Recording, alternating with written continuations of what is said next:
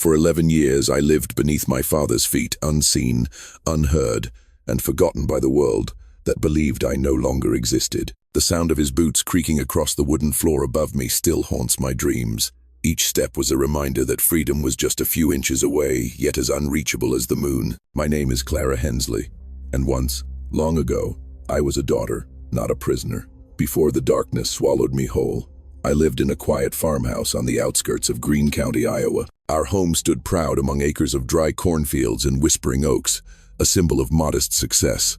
My father, Edward Hensley, was known to everyone as a hard worker, a kind, God-fearing man who fixed machines and built furniture for the neighbors. People called him reliable, honest, decent, if only they had known the truth that lay beneath his boots. My mother, Florence, had died when I was just 16. At least that's what everyone believed. Father told the town she'd been sick for months and passed peacefully in her sleep. I remember the funeral, a small one, quiet and solemn.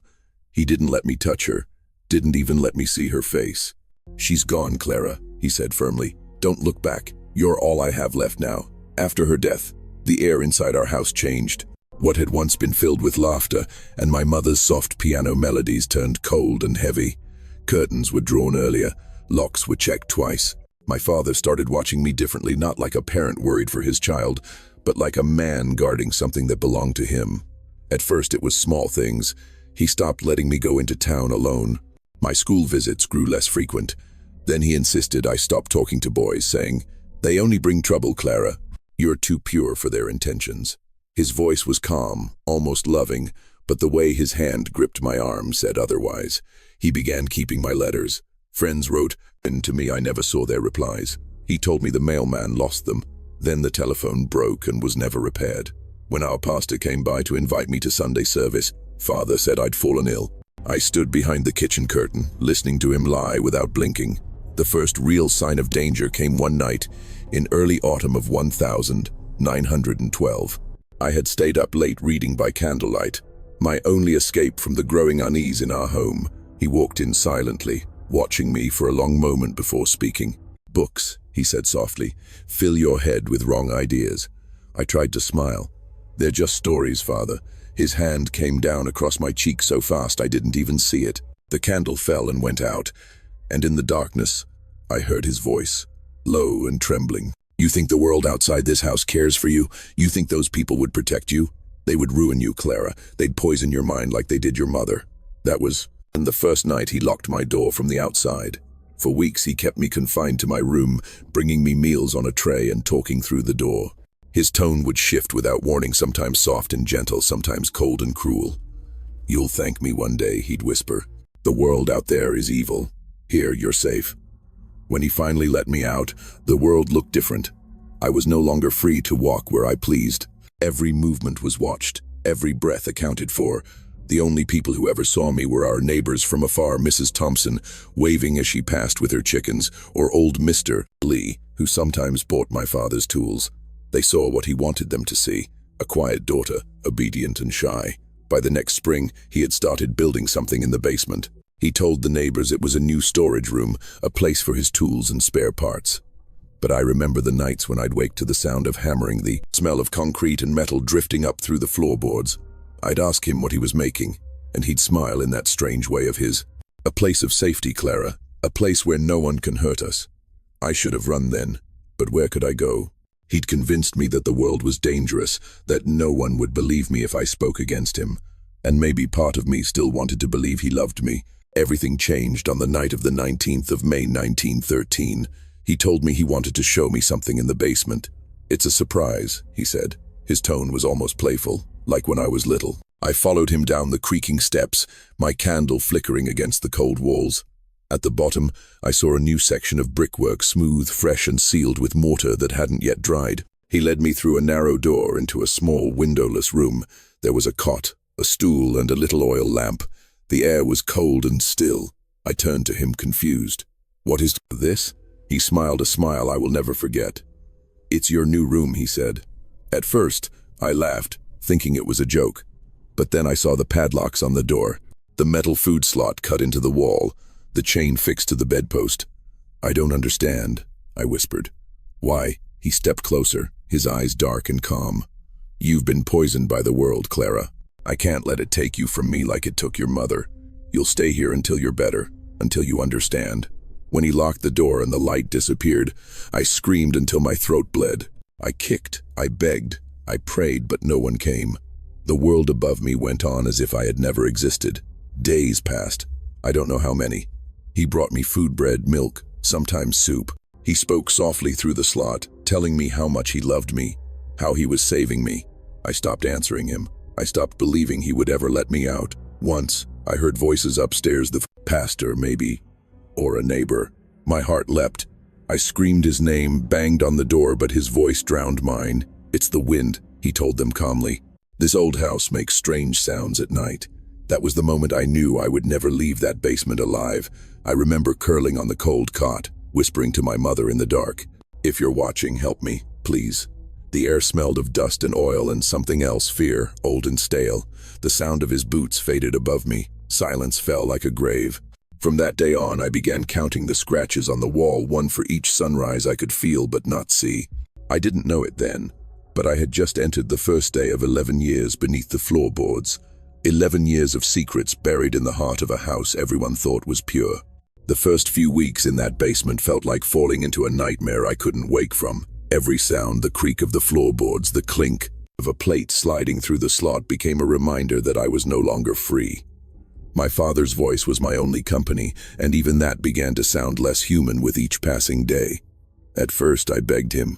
Every time I heard his footsteps above me, I'd cry out, "Please, Father, let me out. I'll be good, I promise." He would kneel near the small vent and speak softly, as if soothing a child. "You're not ready yet, Clara. The world outside is still trying to claim you, but I won't let it. You'll thank me when you see how safe you are here." Safe. That word lost its meaning fast. The basement was cold, damp, and always dark. My only light was a flickering oil lamp that died every few days. I'd sit by it for hours, watching its small flame fight against the shadows. It became my only friend. He brought me food twice a day. Bread, soup, water in a chipped glass jar. Sometimes when he felt generous, he'd bring a piece of fruit or a handful of beans. He'd slide it through the slot with a kind of pride, as though he was doing something noble. I tried to talk to him to remind him that I was his daughter, but every time I used that word, father, his eyes would darken. "Don't say it like that," he'd whisper. "You make it sound like we're strangers. We're closer than anyone else in this world." That's when I realized he didn't just want to keep me hidden. He wanted to erase who I was. He made me recite prayers each night through the vent, forcing me to thank him for protection. If I refused, he wouldn't bring food the next day. Once, after I stayed silent for too long, he left me without water for 3 days. My lips cracked, my throat burned, and I swore I could hear whispers coming from the walls, or maybe they were my own thoughts, turning against me. There were times when I almost forgot how sunlight felt. The air below was thick and heavy, always smelling faintly of soil and rust. I started to imagine that the world above had disappeared completely, that no one lived there anymore except him. One night I heard laughter from upstairs, a sound so foreign it made my heart ache. A man's voice, cheerful, talking to father. I pressed my ear to the wall and caught bits of their conversation. "Your daughter's still not come back to town?" the man asked. Father laughed, the sound hollow and forced. "She's off in Chicago, helping her aunt. Been months now. You know how girls are chasing big dreams." I bit my hand to stop myself from screaming. Chicago. I'd never even left Iowa. My entire life was now a lie he was selling to the world. When the visitor left, father came down to see me. He looked different, tired, angry. "You have no idea how hard I worked to keep you safe," he said, pacing the small space. "They'd take you from me if they knew you were here. They'd twist everything, call me a monster." "Aren't you?" I whispered. His face froze. Then his hand struck me so hard that my vision blurred. I fell against the cot, blood pooling on my lip. "Don't ever say that," he hissed. "You're alive because I chose to protect you. Never forget that." After that night, I stopped speaking to him for months. My silence became my rebellion. He still came every day, still fed me, but I refused to give him the satisfaction of a response. I'd sit staring at the wall, tracing cracks with my fingertips, imagining they were roads leading somewhere far away. But silence has a price. When I stopped talking, he stopped pretending. He began locking the food slot at night. I could hear him moving things around upstairs, heavy chains, boxes, maybe tools. Sometimes he'd come down with a lantern and just stand there, staring at me. He'd whisper to himself, muttering words I couldn't make out. His breath smelled of whiskey, his eyes glassy and distant. "You look so much like her," he'd murmur. "So much." I didn't ask who her was. Deep down, I knew. Days turned into seasons. I learned to tell time by the way the air shifted warmer in summer, colder in winter. I made a small calendar on the wall, marking each passing day with scratches. When the marks filled one section, I started another. By the time there were hundreds of lines, I realized a full year had passed. That first anniversary of my imprisonment broke something inside me. I remember curling up on the floor, whispering the same sentence over and over. "Someone will find me. Someone will." But no one came. He told the neighbors I'd moved permanently to the city. He even showed them forged letters written in my handwriting. I'd practiced cursive for years under his guidance, and now he was using it to build my disappearance. The townspeople believed him. Why wouldn't they? Edward Hensley, the humble carpenter with a dead wife and a daughter chasing opportunity. It wasn't until the second year that I began to fight back quietly. I saved bits of metal from the food trays, sharpened them against the wall until they became small, crude tools. I started scraping at the mortar near the vent, hoping to widen it enough to shout through. But every time I made progress, he noticed. He'd walk in, look around slowly, then shake his head. "You think you can escape me, Clara? You think the world would want you after what I've done to protect you?" His voice would drop to a whisper. "You'd die out there." He was right about one thing. The thought of stepping outside scared me now. The world I remembered was fading. My dreams became simple. A window, sunlight, fresh air. That's all I wanted. But even hope started to rot down there. One night, I woke to a sound I hadn't heard before, crying.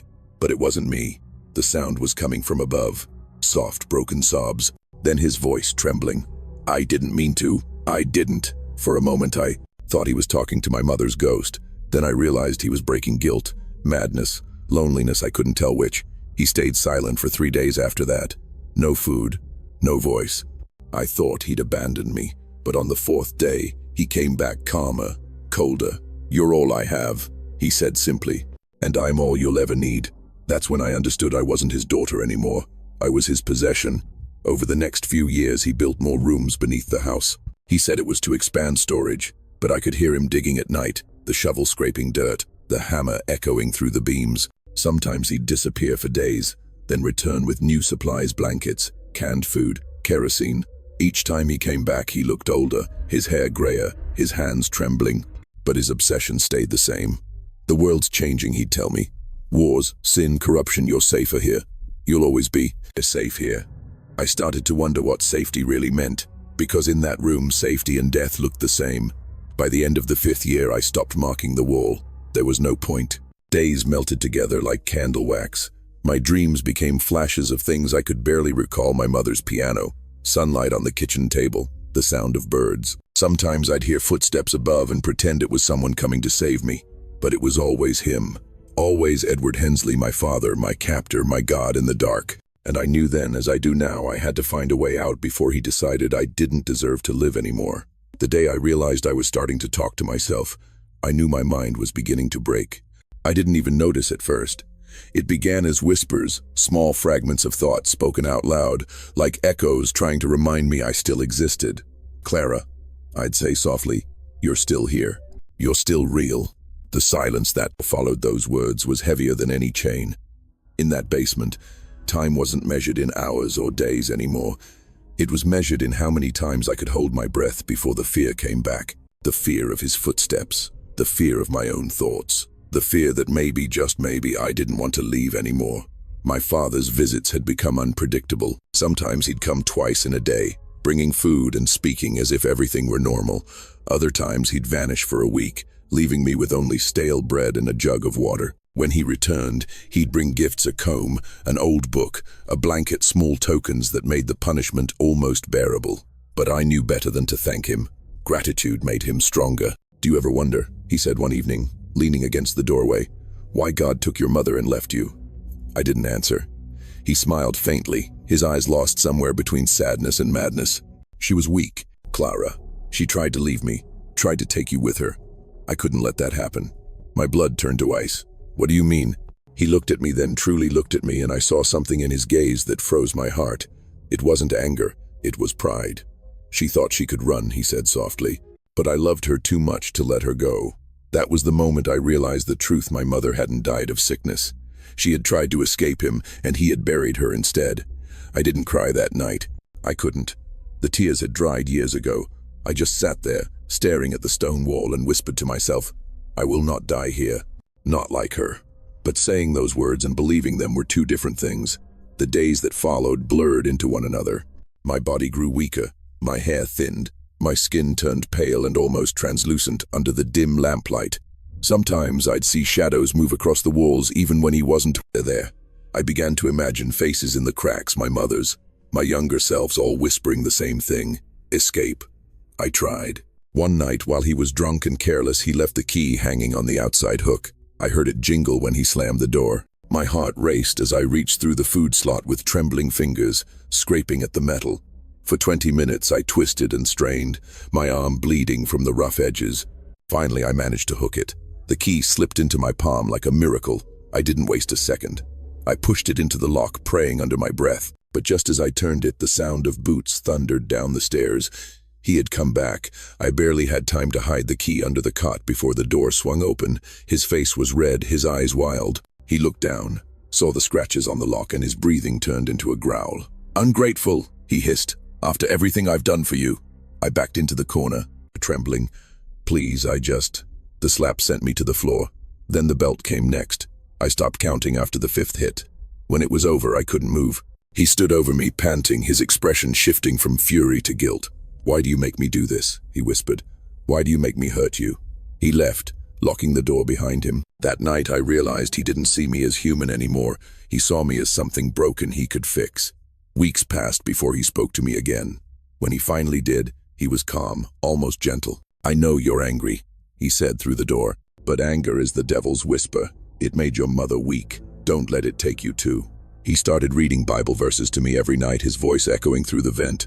At first I covered my ears, but over time I began to listen not to his words, but to his tone.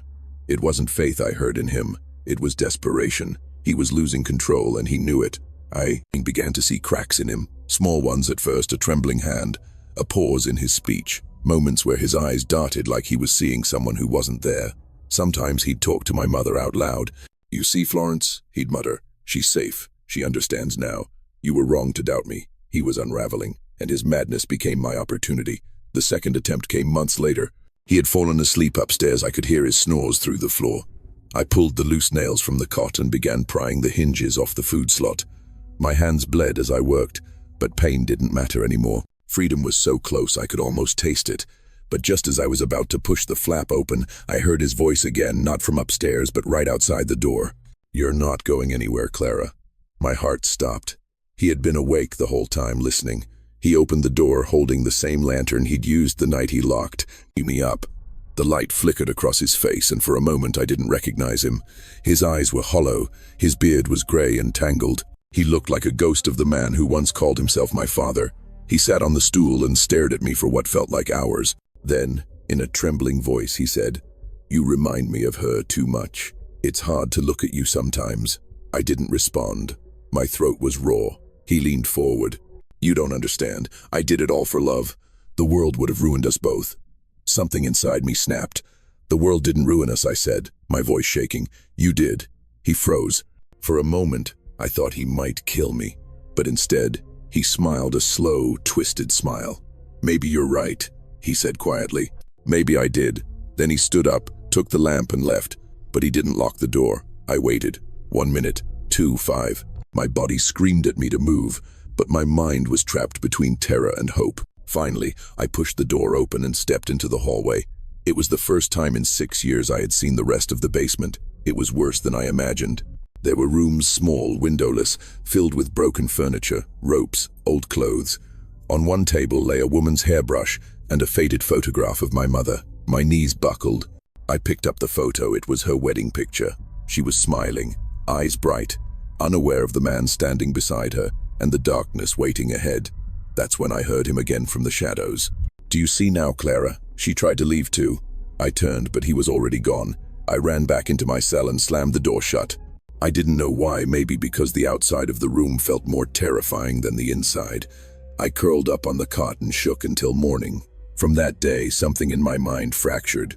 The boundary between reality and memory began to blur.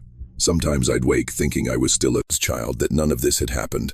Other times I'd hear my mother's voice calling my name through the walls. But even in madness, a small piece of me held on the piece that whispered, "You're still alive. You can still escape." And that voice, no matter how faint, became the only reason I survived the years that followed. When you've lived in a cage long enough, fear becomes a part of your body like another limb, something you stop noticing. It's only when defiance starts to stir inside you that you realize how heavy that fear has been all along. For 6 years I had been my father's shadow. I spoke when spoken to, ate what I was given, slept when I was told. I became the obedient daughter he wanted, quiet, broken, malleable. But obedience was never peace. It was survival. The night he left the door unlocked changed something inside me. I didn't escape. Not yet. But the knowledge that I could, that I almost had, ignited a spark. It was small, fragile, but it was the first warmth I'd felt in years. I began to study him like a hunter studies prey. Every creak of the floorboard, every time he paused before locking the door, every word he muttered in his drunken prayers, I memorized it all. I learned his patterns, his weaknesses. He thought he knew everything about me. He didn't know that I had started writing again. Hidden beneath the cot, I kept a small piece of paper torn from one of the books he'd given me, and a stub of charcoal I'd found near the furnace. Each night when I was sure he was asleep, I wrote, not letters, not stories, just fragments of thought. Words I was terrified to say out loud. I am still here. He hasn't taken everything. I will find a way out. Writing became my rebellion. Each word was a small act of defiance against the silence he demanded. As the years dragged on, I began to hear more about the outside world, bits and pieces that slipped through his drunken ramblings. There was a war, then another. People came and went from town. The world changed, but my prison stayed the same. Once, I overheard him talking to someone upstairs, a young man's voice. He must have been a neighbor, maybe a worker helping with repairs. "You ever think of selling this old place?" the man asked. "Too big for just one person." My father chuckled. "No reason to. It's all I have." I pressed my ear to the vent, my pulse racing. Maybe, I thought, maybe if someone came to inspect the house, they'd hear me. But then I heard Father's tone change, sharp, almost threatening. "Some things in this house aren't meant for strangers to see." The conversation ended there, and I knew once again he'd made sure no one would ever come close enough to hear me scream. Still, the spark of rebellion kept growing. By the 7th year, I had stopped crying. My tears had turned to focus. My father was aging faster now. His hands shook when he carried the food tray. His breath wheezed as he climbed the stairs. Sometimes I'd hear him coughing violently in the middle of the night. Once, when he came down with soup, I noticed a tremor in his hand. He set the bowl down carefully and said, "I'm not as strong as I used to be, Clara." I met his eyes. For the first time in years, I didn't look away. "No," I said quietly, "you're not." The way his expression faltered gave me a dangerous sense of power. It was the first time I saw fear not mine but his. After that, I began to test him. Small things at first. I'd take longer to eat. I'd refuse to speak when he demanded a prayer. Sometimes I'd stare at him silently until he grew uncomfortable and left. It was like watching a predator realize his prey wasn't afraid anymore. But I had to be careful. He was still dangerous, still unpredictable. One wrong word could mean another beating or worse. One morning, he came down holding a small mirror. "You should see yourself," he said softly. "You've grown into such a woman." He handed it to me. The glass was cracked, but the face that stared back at me wasn't the girl who had once lived here. My hair hung in tangled ropes, my skin pale and hollow. My eyes, once bright blue, had faded to gray, but beneath the emptiness, there was something fierce. He saw it too. I watched the realization spread across his face that I wasn't the same Clara he had buried years ago. "You're angry," he said, almost smiling. "Good. Anger means you still care." He didn't know that anger wasn't what kept me alive anymore. It was purpose. I began to notice small changes upstairs, heavier footsteps, furniture being moved, the sound of his voice talking to himself more often. He was becoming paranoid. Sometimes he'd burst into the basement unexpectedly, accusing me of plotting against him. "I can see it in your eyes," he'd whisper. "You think you're better than me. You think the world would forgive you and condemn me." I never replied. Silence was my shield. Then one day, he didn't come at all. Morning passed, then night, then another day. The food slot stayed empty. I tried to listen, but there was no movement above. My stomach twisted with hunger and dread. For the first time, I wasn't sure which terrified me more, the idea of him coming back, or the idea that he was gone forever. On the third day, I heard it faint but clear, the sound of something falling upstairs. A crash, then a groan. I pressed my ear to the wall. Father? No answer. Father? Nothing. The silence stretched for hours. Then, slowly, the smell reached me, sharp, metallic, unmistakable. Blood. I knew he was hurt, maybe dying. For hours I battled with myself. Part of me screamed to stay silent, to let nature finish what it had started. But another part, the part that still remembered being his daughter, couldn't bear it. I banged on the door until my hands bruised. Father, please. No response. Finally, I pushed with all my strength against the door. It didn't move. The lock was still in place, but I noticed something. The key was still hanging on the outside hook, just like the night years ago when I almost escaped. My heart pounded. This was it. My moment. I reached through the slot again, stretching until my arm felt like it would tear. My fingers brushed the cold metal of the key. Just an inch more. I pushed harder, ignoring the pain, the splinters digging into my skin, and then it fell into my hand. I didn't breathe. I didn't think. I just turned the lock. It clicked. The sound echoed through the basement like thunder. Slowly, I opened the door and stepped into the hallway. The air outside was colder than I remembered, heavy with dust and the faint scent of decay. I took one step, then another, gripping the wall for balance. The staircase loomed ahead, the same one he'd led me down 11 years ago. I began to climb. Each step groaned under my weight, as if the house itself was warning me to turn back. When I reached the top, I saw him. Edward Hensley lay sprawled across the kitchen floor, a dark pool spreading beneath his head. His eyes were open but empty, staring at nothing. Beside him was a shattered glass and a trail of blood leading from the table. He must have fallen. I stood there for a long time, staring at the man who had stolen my life. I expected to feel triumph, relief, freedom. Instead, I felt hollow, like everything I had endured had led not to liberation but to emptiness. Father, I whispered, my voice trembling. It's over. But even in death, it didn't feel over. I looked around the house, every corner frozen in time, every object a reminder of the years I'd lost. The curtains were drawn tight, the air stale and heavy. I found my mother's portrait still hanging on the wall, her smile untouched by dust. I reached out and touched the frame. We're free now, I said. For the first time in years, I walked to the front door. My hand trembled as I turned the knob. The hinges groaned, the sunlight spilling in like something sacred. It was blinding, warm, alive. I stepped outside barefoot, tears streaming down my face.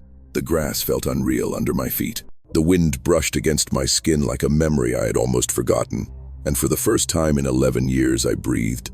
I could hardly believe what had happened. After Ruth's illness had finally forced Edward's hand, and the hospital staff had uncovered the truth piece by piece, I felt a mixture of relief and disbelief. I had spent my entire adult life under his control, and now I was seeing the world through someone else's eyes, through the eyes of people who treated me as a human being rather than an object to be managed. But even as I sat in the hospital bed, wrapped in a warm blanket and trying to calm Ruth, fear still gripped me. Fear not of Edward now, but of the world outside, of the noise, the light, the air, the vastness I had been denied for 11 long years. Ruth, still pale and frail, clung to me. Her small body shivered despite the thick hospital gown and blankets. She barely spoke, but when she did, it was in that strange, archaic vocabulary Edward had instilled in her. I had thought it odd when she called things by names I barely recognized, but now it hit me fully. He had built a world for us, one that belonged to him and only him, one that rewrote reality entirely. "Mother," she whispered, her voice thin and trembling. My heart ached. How could a child, barely 2 years old, bear the weight of fear so completely? How had she survived the isolation, the malnutrition, and the constant threat that Edward posed? I stroked her hair gently, whispering, "It's okay, Ruth. Mommy's here. You're safe now." Dr. Clark was patient, but firm. He explained that both Ruth and I were in critical condition, not only physically but psychologically. He described the effects of long-term malnutrition, deprivation of sunlight, and severe psychological trauma. Every word made me shiver, because it confirmed all my worst fears. My body ached from years of confinement and abuse, but my mind ached even more. The doctor said I had chronic anemia, weakened bones, poor vision, and severe vitamin deficiencies. He also mentioned that my mental state would require intensive therapy, but that with care, I had a chance to recover. For a moment, I felt hope flicker. After over a decade of despair, there was a chance, a small, fragile chance, that I could reclaim my life. The hospital staff treated Ruth with careful tenderness. I watched as Helen Armstrong, the nurse who had first noticed the signs that something was deeply wrong, tended to her with patience and precision. She bathed Ruth, fed her slowly, and monitored her breathing and vital signs. Every now and then, Ruth would flinch or cry out at a sudden movement, and I had to remind myself that this reaction wasn't misbehavior, it was learned fear. Edward had trained her to be constantly wary, to expect harm at any moment. Seeing her react like that brought tears to my eyes. I had suffered similarly, but now I could protect her. For the first time in our lives, we were together in a safe environment, not hiding in the shadows of a house built to entrap us. Meanwhile, Sheriff Briggs and his deputies continued to investigate Edward's property. I had hoped that would be the end of it. Once Ruth and I were safe, I thought, perhaps justice would be swift. But Edward's crimes were far deeper than I had imagined. The sheriff's reports revealed how meticulous Edward had been. He had spent years maintaining the appearance of a respectable man, attending church regularly, helping neighbors, raising 2 children who everyone believed were orphans, and carefully crafting letters claiming I was alive and well. These letters, once admired in the community for their sentimentality, were now evidence of his deception. The realization made me shudder. For 11 years, Edward had manipulated not only me and Ruth, but an entire community, exploiting their trust and goodwill to hide his atrocities. The days in the hospital blurred together. Medical tests, nutrition plans, and psychological evaluations consumed most of my waking hours. Ruth was slowly improving under Dr. Clark's supervision, but progress was painfully slow. She had lost so much weight that her tiny frame seemed fragile beyond belief. Even her skin, once pale from living in a dark compartment, was only beginning to regain color. She struggled to speak, but every word she managed was a triumph. Sun, light, big, room, she would say haltingly, as if testing each word against her memory of Edward's commands. My heart leapt with each small victory. I began to hope that she could one day experience the world as other children did, free from fear and isolation.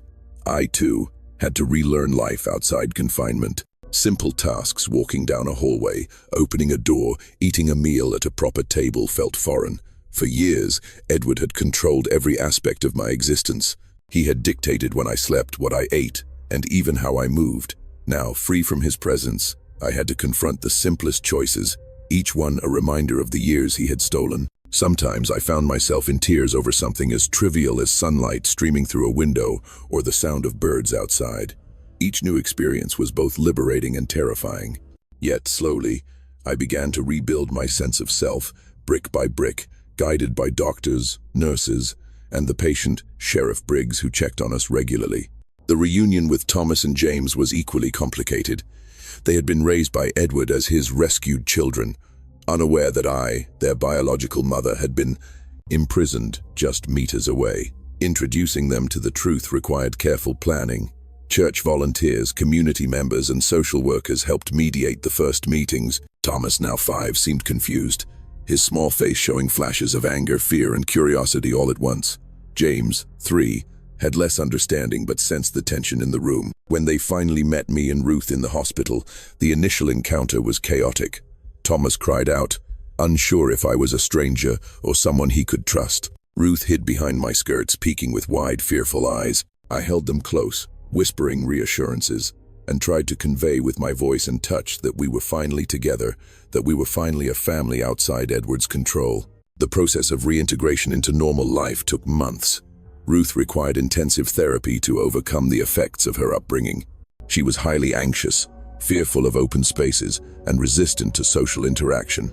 Every outing, every trip outside the hospital, was a battle against her deeply ingrained fear. Even now, years later, I would sometimes see flashes of that fear in her eyes when the wind moved the branches just so, or when a stranger approached too quickly. It was a reminder that Edward had not only trapped her physically, but had reshaped her understanding of the world. Over time, through consistent care and exposure to safe experiences, she began to explore, though the scars of her early years never fully disappeared. As for me, the challenge was different but equally formidable.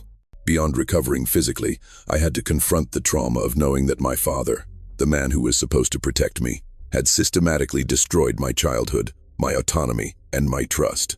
The betrayal was profound, And even in the safety of the hospital, I felt its weight pressing down on me.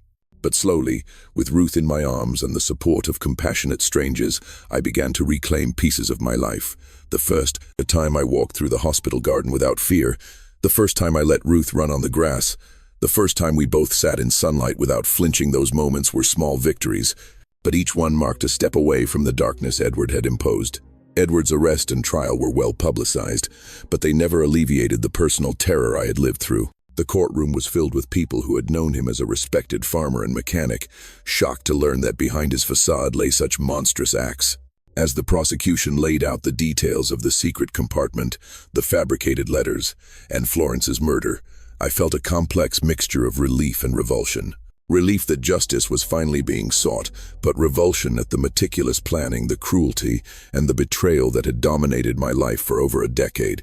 When Edward was sentenced to life imprisonment, I could only feel numb. The weight of years lost could not be restored with a verdict. And yet, at least, he would no longer hold power over me or my children. Even after the trial, the journey toward normalcy was gradual. The community, recognizing the enormity of what had occurred, offered support, but I remained cautious. I had learned the danger of blind trust. Every sound, every unexpected movement, triggered memories of Edward's control.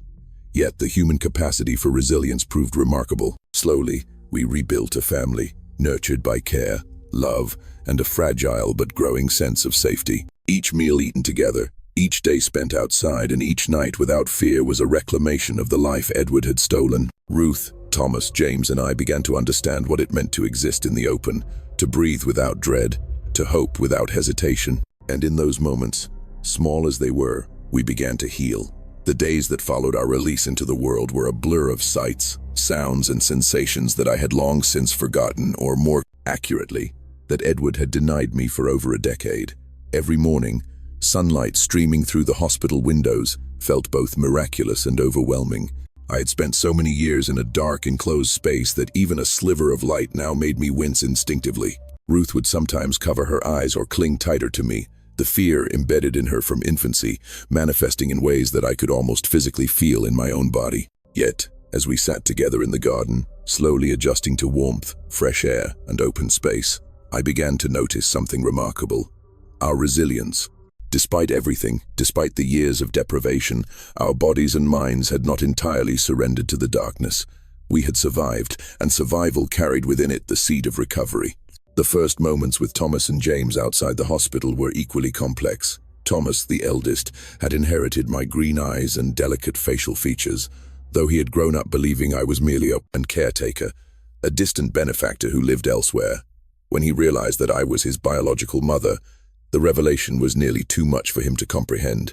His young mind struggled with the conflicting emotions of anger, confusion, and longing. James, younger and more sensitive, simply clung to his brother, wide-eyed and unsure of how to react to a mother he had never known. I had to remind myself constantly that these were not hostile reactions but natural ones, manifestations of the confusion and fear that Edward had instilled in all of us in different ways. We were a family that had never existed openly before, suddenly thrust into a world that demanded recognition, adjustment, and trust. Ruth's progress, though steady, was painstakingly slow. Dr. Clark and Helen Armstrong worked tirelessly to address her malnutrition, weakened immune system, and delayed developmental milestones. Each day, I watched as she attempted small feats, reaching for a toy, speaking a new word, walking down a corridor without trembling. Small as these moments were, each felt monumental. They were the first victories over a lifetime of control, fear, and deprivation. I would hold her hands, guide her gently, and whisper encouragements, attempting to rebuild a bond that had been tainted by the years under Edward's shadow. She would look at me with eyes that were both familiar and foreign, the strange speech patterns and antiquated vocabulary reminding me of the carefully constructed world in which Edward had raised her. I mourned that she had been robbed of a normal childhood, yet I celebrated every small achievement, no matter how delayed. The community's reaction was complex. On one hand, many neighbors were horrified, struggling to reconcile the image of Edward Hensley, the respected farmer, mechanic, and philanthropist, with the monstrous acts he had committed in secret. On the other hand, there were those who quietly admitted that they had suspected something but had ignored the signs. Mrs. Agnes Thompson, who had once heard strange noises from the Hensley property, tearfully recounted how she had dismissed her suspicions, convinced that Edward's reputation was unassailable. Sarah Mitchell, my former best friend, described the heartbreak of realizing that her attempts to check on me had been blocked by Edward's manipulations. It became painfully clear that Edward's ability to deceive had relied not only on fear but on the community's trust in his persona. He had built a web so intricate that even well-meaning neighbors were complicit, albeit unknowingly, in my imprisonment. During this period, I began to write a journal, a record of the past 11 years, of the minutiae of life in the compartment, and of my first experiences outside its confines. The act of writing felt liberating, almost like a ritual of reclaiming my voice. Each entry was a way to confront the trauma, document Ruth's development, and record the long-forgotten details of my captivity. I described how I had survived in that space, how Edward had manipulated my perception of reality, and how I had clung to hope even as the days blurred into months and years. Writing allowed me to process the paradoxical feelings of fear, relief, anger, and cautious optimism. It was an attempt to assert agency over a life that had been systematically stolen. Therapy sessions were equally crucial. Psychologists specializing in long-term captivity victims helped me confront the systematic psychological abuse Edward had inflicted. They explained phenomena I had experienced without understanding: Stockholm Syndrome, learned helplessness, and the ways prolonged isolation can warp memory and perception. It was painful to hear clinical explanations for emotions and behaviors that I had assumed were personal weaknesses. Yet understanding the mechanisms of manipulation gave me a sense of empowerment. I could finally contextualize my fear, my hesitation, my flashbacks not as flaws, but as the predictable outcomes of trauma. Slowly, through therapy and exposure to safe environments, I began to regain confidence in my judgment, my instincts, and my ability to navigate the world independently of Edward's control. Ruth, Thomas, and James all required specialized support. Thomas, while older and more resilient, struggled with anger management and questions of identity. He had spent 5 years believing Edward was his father, and the abrupt revelation that his biological mother had been imprisoned only meters away was earth-shattering. James, being younger, required more gentle guidance but absorbed the household's new reality with remarkable sensitivity. Ruth, the youngest, was the most vulnerable. Her experiences had limited her understanding of the outside world entirely. Open spaces, sunlight, and even simple social interactions were sources of fear. Every outing was a test of patience, love, and perseverance. Yet as the months passed, small milestones accumulated: a short walk in the garden, a whispered, "I'm safe," while holding my hand, a tentative smile at a new toy. Each moment was a step toward recovery, a reclamation of the childhood she had never truly had. The legal proceedings against Edward were a constant shadow. Though he had been sentenced to life imprisonment, appeals and procedural reviews meant that public attention remained high. Journalists frequently sought interviews, and reporters tried to photograph Ruth and her siblings. Protecting my children from media intrusion became a full-time concern. We moved multiple times, seeking privacy and security. Every relocation reminded me of the fragility of our safety. Edward's reach, though physically confined to prison, lingered in the form of media curiosity, public fascination, and the constant reminders of the horrors he had perpetrated. It was a delicate balance between reclaiming life and guarding against intrusion, between public vindication and personal healing. Despite the difficulties, there were moments of profound connection. I remember the first morning I allowed all 3 children to run freely in the garden without immediate supervision. Ruth hesitated, her small frame frozen in place. But eventually, she stepped into the sunlight. Thomas and James laughed, chasing one another, their joy untainted by Edward's manipulation. I watched, tears streaming down my face, as I realized that for the first time in our lives we were truly free. No locks, no compartments, no lies, just the raw, unfiltered experience of the world. In that moment, the trauma did not disappear, but it was held at bay by the overwhelming sense of survival, of family, of life reclaimed. Healing was not linear. There were days when memories of the basement would resurface vividly, Ruth screaming, Edward's cold voice, the darkness pressing against my skin. Those nights were the hardest, when fear and helplessness threatened to overwhelm any progress we had made. But each time I reminded myself and my children that we were alive, that the world outside the Hensley farm was real, safe, and ours to inhabit. Therapy, family support, and small daily victories gradually reshaped our perception of reality. We learned to measure time differently, to appreciate moments of safety, to celebrate growth that Edward had tried to suppress. The longer we lived outside Edward's control, the more I realized the depth of his manipulation. He had trained us to doubt, to fear, and to accept his version of reality unquestioningly. Yet the human spirit, even under extreme duress, can resist in subtle ways. Our capacity for resilience, for hope, for connection, had kept us alive when logic and biology might have otherwise failed. Ruth's small smiles, Thomas's protective instincts toward his siblings, James's quiet curiosity, all of these were manifestations of that resistance. We had endured the impossible, and in our survival, we carried a power that Edward could never extinguish. Even as the world changed around us, I began to plan for the future. Education for the children, social reintegration, medical recovery all required careful thought. I wanted Ruth to know that the world was not defined by fear, that light could be a source of comfort, that people could be trusted. I wanted Thomas and James to understand their true identities without fear or shame. And I needed to reclaim my own sense of purpose, beyond mere survival, to build a life defined by choice, connection, and healing. Every day was a challenge, but also a chance to reclaim what Edward had tried to steal. In retrospect, it is almost impossible to articulate the psychological weight of the past 11 years. The compartment had been a cage not only for the body but for the mind, for imagination, for memory. Edward had attempted to control not only our actions but our perceptions of reality itself. Yet, even after 11 years, we emerged alive, scarred but unbroken. Ruth's first laugh in the sunlight, Thomas's proud smile, James's tentative questions about the world. These moments were victories not only over Edward's control, but over the very nature of despair itself. And while the trauma would remain, and the memory of those years would never fully fade, there was, at last, the possibility of hope, of life, and of freedom. Life after Edward's imprisonment was a constant balancing act between relief and the lingering shadows of trauma.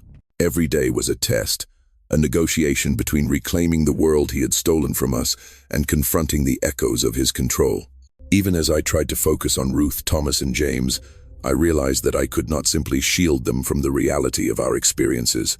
They needed context, understanding, and guidance to process what had been done to them and to reconstruct a sense of safety and normalcy. For Ruth, this meant reintroducing her to light, open spaces, and even the sensation of sunlight on her skin. Each morning, I would carry her into the garden, letting her tiny fingers brush against leaves, teaching her to breathe without fear, to see without panic. These were simple tasks, but to Ruth, they were monumental feats that required courage built over decades of deprivation. Thomas, the eldest, had become something of a protector, though his understanding of what that meant was still incomplete. He struggled with feelings of anger toward Edward and guilt for having grown up believing in his false benevolence. It took patient conversations, therapy sessions, and countless reassurances to help him navigate these complex emotions. I emphasized that none of this was his fault, that the responsibility for Edward's crimes lay entirely with him. Slowly, he began to let down the walls Edward had forced him to build, gradually allowing himself to laugh, to play, and to reclaim fragments of his childhood. Yet, moments of fear and confusion remained. Often at night he would wake suddenly, convinced he heard Edward's voice or the sounds of construction from the basement. These instances required patience, calm reassurance, and above all, persistence. James, sensitive and quiet, absorbed the household's new reality differently. He often retreated into himself, using drawing and writing as a means to understand his feelings. His sketches depicted walls, cages, and open fields, a subconscious mapping of confinement versus freedom. By recognizing and encouraging his creative expressions, I provided him with an outlet that allowed him to process trauma safely.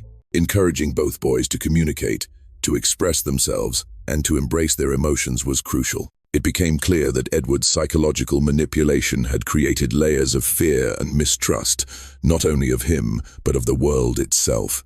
Our task was to dismantle those layers piece by piece, with patience, love, and consistency. Ruth's development was particularly fragile. Her early experiences had deprived her of basic physical and cognitive stimulation, and her whooping cough and malnutrition had left lasting marks. Dr. Clark's guidance was invaluable, providing a structured rehabilitation plan that combined medical treatment, nutrition, and therapeutic interventions. It was remarkable to see small, yet significant, progress over time. The first step she took without holding my hand, the first coherent sentence she spoke, the first time she climbed a small set of stairs, each milestone was celebrated with tears and whispered affirmations. I realized that our triumph was not merely in survival but in nurturing growth, in reclaiming the life that had been systematically denied. The local community, despite its initial shock and shame, gradually offered support in various forms. Neighbors brought meals, church volunteers provided educational resources, and psychologists from surrounding towns offered their time for therapy sessions. Even the journalists who had hounded us at first eventually respected boundaries once they understood the children's vulnerability. Yet there was a delicate balance between gratitude and the need for privacy. Every intrusion reminded me of the exposure Edward had manipulated us into hiding from. I insisted on controlling the narrative, choosing what to share and what to keep within the family. In doing so, I protected the children from re-traumatization while slowly teaching them that not all adults could be deceptive, that some could indeed offer care without hidden agendas. One of the most challenging aspects of this transition was rebuilding our sense of identity. For Thomas and James, discovering that their biological mother had been imprisoned under their father's roof for years was earth-shattering. They had constructed their lives around a false narrative, and the revelation demanded not only understanding, but also a recalibration of their self-concept. We spent hours discussing family, trust, and the idea that love does not justify manipulation. I encouraged questions, no matter how uncomfortable, and insisted on transparency. The boys needed to reconcile their past experiences with their emerging reality, a task that demanded patience, empathy, and repeated reassurance. Ruth, being the youngest, had her own unique challenges. She had never known a world without confinement, manipulation, or fear. Even ordinary experiences like interacting with other children or using a playground could trigger intense panic. We worked with specialists to gradually expose her to new experiences, always respecting her pace. Play therapy became a cornerstone of her recovery, allowing her to explore her environment while maintaining a sense of safety. Slowly, she learned to trust me as her primary source of security, and eventually, she began to accept the broader world around her. These small victories were monumental. Each new word spoken, each step taken outside, each smile shared was a triumph over the years of fear Edward had meticulously instilled. Medical examinations continued to reveal the lingering effects of captivity. Claraara, my body, bore the scars of malnutrition, vitamin deficiencies, anemia, and musculoskeletal weaknesses caused by long-term confinement. Ruth exhibited delayed motor skills, fragile bones, and an underdeveloped immune system. Thomas and James, though more physically resilient, carried subtle but significant psychological scars. I became acutely aware that recovery would be a lifelong process. Our bodies had survived the abuse, but our minds would need time, therapy, and patient nurturing to fully reclaim autonomy and health. The realization was daunting, yet it also underscored the incredible resilience we had all demonstrated. Community engagement became a critical part of our rehabilitation. Local schools adapted programs to meet our children's unique educational needs. Church volunteers provided mentorship and tutoring, helping the boys catch up academically while also fostering social reintegration. I, too, became involved in advocacy, speaking quietly with domestic abuse organizations and mental health groups. Though I remained private about the specifics of our ordeal, I sought to contribute to broader systemic understanding of captivity, trauma, and recovery. Each interaction reinforced the idea that our story, while uniquely horrific, could serve as a catalyst for awareness, prevention, and support for others who had endured similar horrors. As months turned into a year, the children's progress was undeniable. Ruth, once paralyzed by fear, began to engage more freely with her environment. Thomas exhibited increasing confidence in social interactions, slowly shedding layers of anger and distrust. James developed an emerging sense of agency, using creative expression to navigate complex emotions. I witnessed their growth with awe, knowing that Edward had intended to stunt, suppress, and manipulate every aspect of their development. Yet here we were alive, adapting, and reclaiming what he had tried to destroy. Each day became a small victory, a testament to the resilience of children and the enduring strength of maternal care. While progress was evident, the past was never far behind. Edward's imprisonment did not erase memories, and the psychological imprint of fear lingered in subtle ways. At night, we sometimes woke to nightmares or startling memories of the basement, the compartment, or Edward's voice. These episodes required comfort, validation, and gentle reorientation to reality. The children learned slowly that safety was not conditional, that trust could be rebuilt, and that the world outside was vast, luminous, and fundamentally different from the darkness they had endured. Our survival had not only preserved life but also created the possibility of reclaiming joy, connection, and a sense of control over our destinies. Throughout this process, I often reflected on the duality of human experience. The horrors Edward inflicted were unimaginable, yet they coexisted with profound acts of resilience, courage, and love. Ruth's tiny hands gripping mine, Thomas's protective embrace of his younger brother, James's quiet curiosity, all of these moments were acts of defiance against Edward's tyranny. We had endured the impossible, and in doing so we demonstrated the capacity for hope, recovery, and transformation. Each day outside the confines of captivity became a testament to the power of human resilience and the possibility of reclaiming a stolen life, one small victory at a time. Recovery, though ongoing, revealed an essential truth. Trauma, no matter how severe, does not define the totality of existence. The process of healing requires patience, support, and unwavering dedication to rebuilding both physical health and psychological well-being. For Ruth, Thomas, James, and myself, every act of care, every nurturing interaction, and every step into the light became part of a reclamation process. The horrors of Edward's control remained, but they were no longer the defining features of our lives. Instead, our experiences became a foundation for resilience, empathy, and the cultivation of life beyond the shadows he had imposed. The months following Edward's imprisonment were a delicate balance of restoration, adjustment, and reflection. Each day brought small victories, but also constant reminders of the years we had lost. Living in the shadow of trauma meant that nothing could be rushed, and the process of rebuilding our lives required patience, structure, and unwavering support. For me, the challenge was not only to heal myself, but also to guide Thomas, James, and Ruth through a world that was unfamiliar, bright, and overwhelming. Their childhoods had been stolen, replaced with fear, isolation, and control, and the transition into freedom required careful nurturing.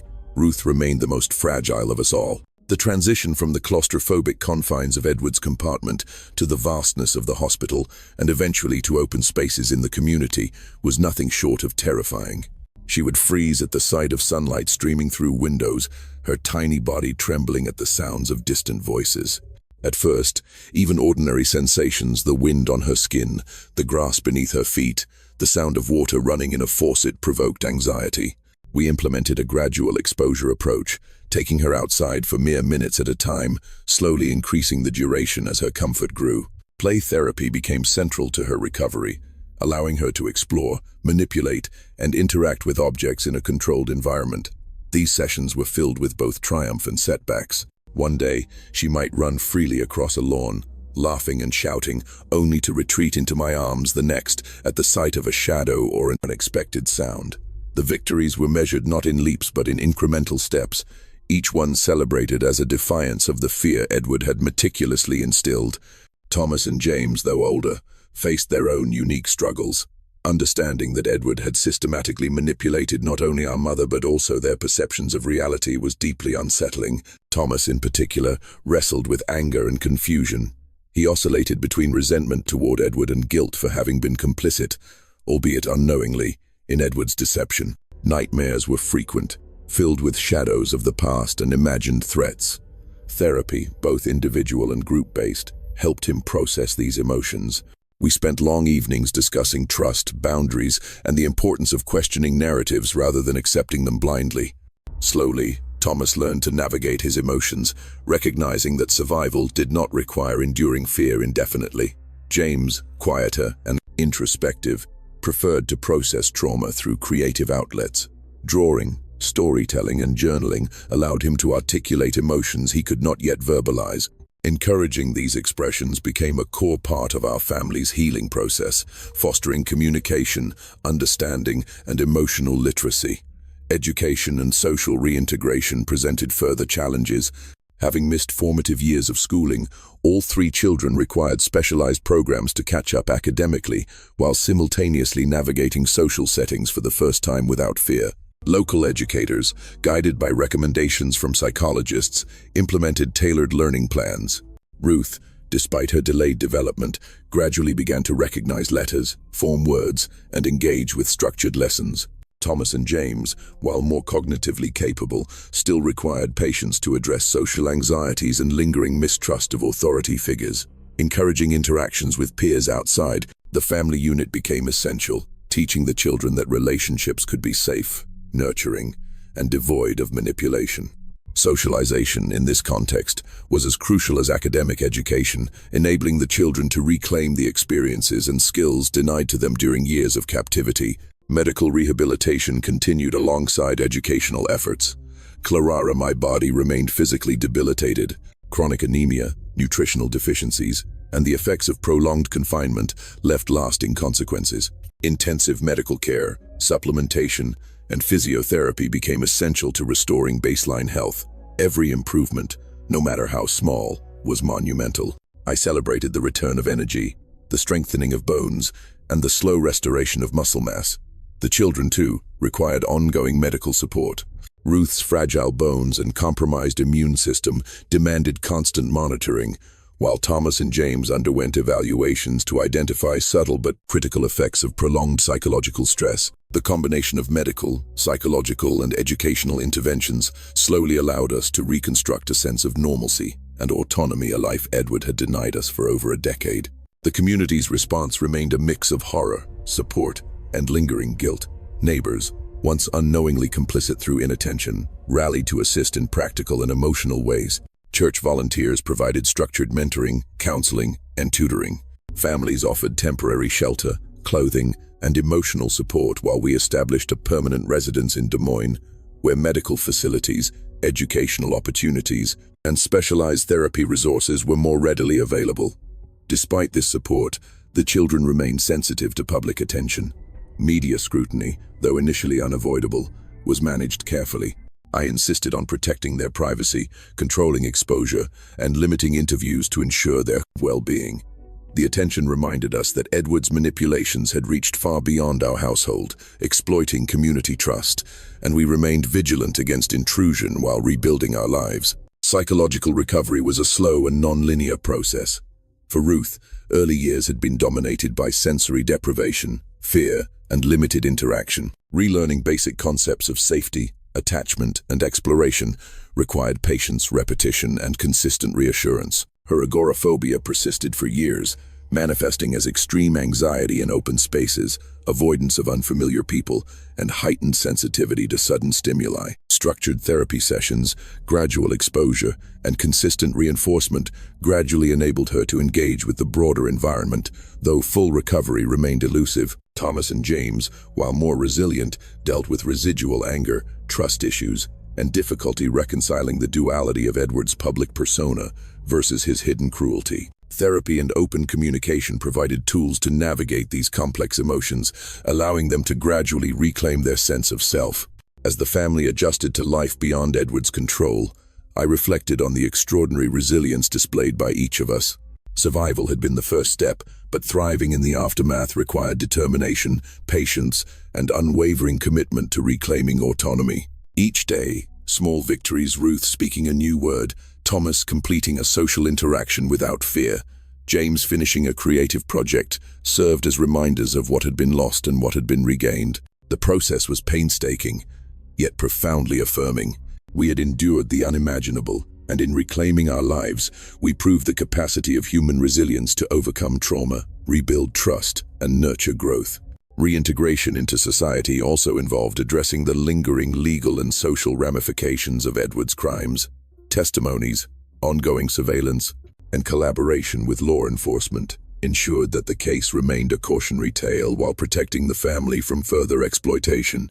I became increasingly involved in advocacy, working quietly with organizations focused on domestic abuse, child captivity, and psychological rehabilitation. Our experiences offered critical insights into systemic vulnerabilities, informing preventative strategies and support frameworks. Though I remained private about the specifics, I recognized the importance of sharing lessons learned to protect others from similar horrors. The story of Edward Hensley was not only a personal tragedy but also a societal failure, and our engagement with these institutions aimed to transform pain into proactive awareness. Time gradually became an ally. Each year brought new milestones: Ruth's first school experience, Thomas and James adjusting to age, appropriate independence, and our collective ability to engage with the world without constant fear. Scars of captivity, though enduring, began to coexist with emerging capacities for joy, creativity, and connection. Rebuilding familial bonds, cultivating trust, and nurturing psychological resilience became our primary focus. We celebrated small victories, mourned setbacks, and embraced the slow, deliberate rhythm of recovery. These efforts were grounded in the recognition that while trauma could never be erased, its effects could be mitigated through patience, love, and unwavering support. Edward Hensley's death in prison in 1951, after 27 years of incarceration, marked the end of an era of manipulation and terror, but it did little to diminish the memories etched into our lives. The Hensley farm remained abandoned, a grim reminder of the horrors once concealed within its walls. Local legend preserved the story, blending fact and myth. Yet for our family, the truth remained vivid, deeply personal, and unshakable. Over time, the physical distance from the site of trauma allowed us to reclaim emotional and psychological space. Yet the lessons learned, the vigilance required, and the resilience cultivated remained integral to our identity. By the late 1922, as the children matured and adapted, I focused on establishing a stable, nurturing household. Ruth's gradual acclimation to open spaces, social interaction, and structured learning marked a pivotal turning point in her recovery. Thomas and James, now able to integrate more fully into peer groups and educational institutions, demonstrated remarkable resilience, a testament to the strength of maternal care, therapy, and community support. Our daily life, though forever shadowed by past trauma, became increasingly defined by agency, choice, and deliberate cultivation of safety and emotional stability. In retrospect, our journey highlighted both the vulnerability and resilience of the human spirit. Edward's crimes exposed the dangers of deception, unchecked paternal authority, and societal inattention. Yet, our survival, rehabilitation, and eventual reintegration illustrated the extraordinary capacity for recovery, adaptation, and growth. Each day became an opportunity to reclaim autonomy, foster emotional intelligence, and nurture bonds that Edward had sought to sever. The trauma endured was profound, but so too was the capacity to reconstruct a life defined not by captivity, but by resilience, courage, and the enduring pursuit of freedom. Ultimately, the story of Claraara Hensley and her children remains a testament to human endurance. Edward's manipulations, while calculated and devastating, failed to extinguish hope, love, and resilience. Ruth, Thomas, James, and I emerged from unimaginable circumstances with a renewed sense of agency, purpose, and capacity to engage with the world authentically. The legacy of our experiences became a foundation for advocacy, awareness, and community education. Though scars remained physical, psychological, and emotional, they were counterbalanced by the profound victories of survival, adaptation, and reclamation. The horrors we endured will never be forgotten, but neither will the extraordinary resilience that allowed us to endure, rebuild, and thrive.